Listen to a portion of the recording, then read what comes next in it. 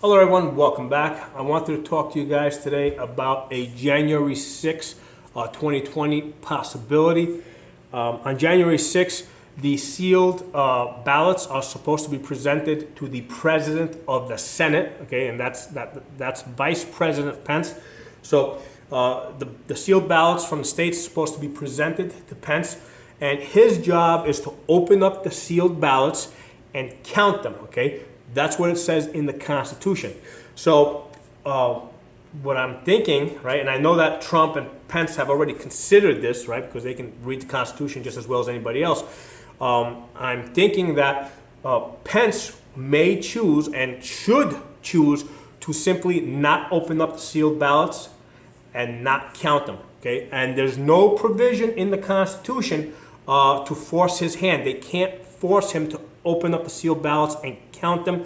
And what would happen is that they would simply expire by January 20th, right? There would be no inauguration, and what would happen is then we would go to a contingent election, and we've talked about that in prior videos with, if nobody gets the 270 electoral votes, and that would happen if Pence chose not to open up the sealed ballots and count them. If nobody gets 270 electoral votes, then the House gets to vote for the president, the Senate gets to vote for the vice president, and the cool thing about that is that in the House, the members themselves don't actually vote, okay? What happens is each state legislature, right, specifically the state legislatures, they each get one vote. So each state legislature gets one vote.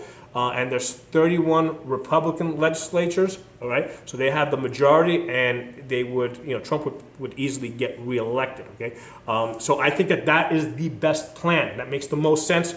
So far, the focus has been on, objections that can be raised. So, the thinking so far has been that Pence would open up the sealed ballots, and then basically you would have to have one House member and one Senate member raise an objection, and then everybody would go back to their respective houses, and they would debate for 2 hours, and at the end of the 2 hours there would be a vote, and both chambers would have to agree to accept an objection, okay, which is not likely to happen in the House and may not even happen in the Senate, okay.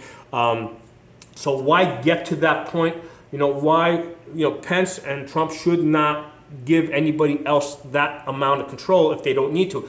It makes a lot more sense for Pence to simply choose not to open up the ballots, not to count them, and let them expire, and basically let them expire, and then things kick over into a contingent election. That is the safest way that I can see moving forward, and it gives me a lot of optimism.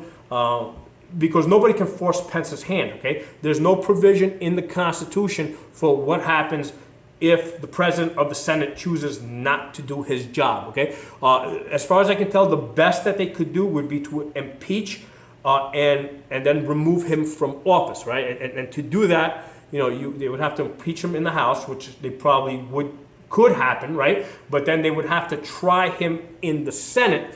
And they would need, first of all, they would need 2/3 to remove him, to actually find him guilty in the Senate. But more importantly, I don't think that they could do it quickly enough, right? Because they would have to get this done by January 20th before the sealed ballots expire. So the time isn't there for them to do anything with Pence. So that, as far as trying to force him or trying to even remove him from office.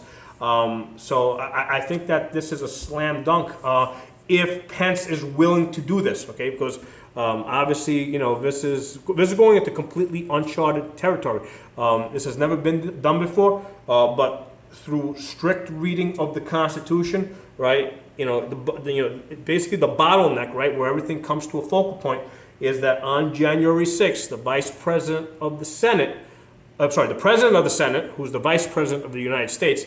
Right, so the bottleneck where everything basically comes to a fine focal point is that on January 6th, the president of the Senate opens up the sealed ballots and counts them, okay? And Pence has complete control, right, not to do that. And then, basically the ball's back to the Democrats. What can they do? I don't think they can do anything other than just let them expire. So very exciting. I'm looking forward to this.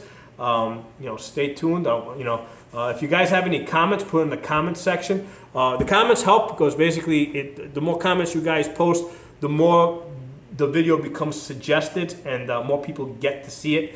So if you're not a member of the channel, subscribe. I'll see you guys next time.